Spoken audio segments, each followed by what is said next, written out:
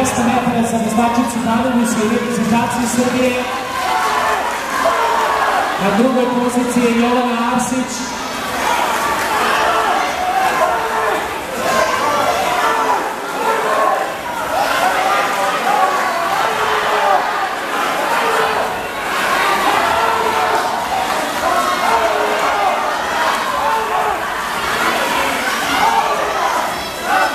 Na kraju imamo pobednicu, to je Iva Obradović iz veslačkog kluba Danubius 1885 u vremenu 6:39,9, Jovana Arsić, Zrenjak Zrenjanin, druga pozicija sa vremenom 6:46,5, Milica Slijepčević dolazi do trećeg mesta i do bronzane medalje sa vremenom 7:08,1.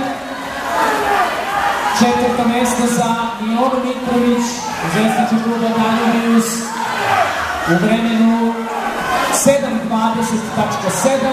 Biljana Tapar iz Danubiusa na petoj poziciji sa vremenom 7:27,1.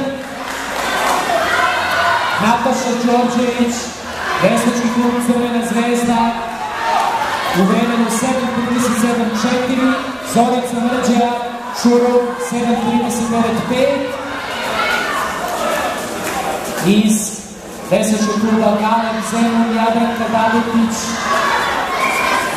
završava svoju trku u vremenu 7:54,1.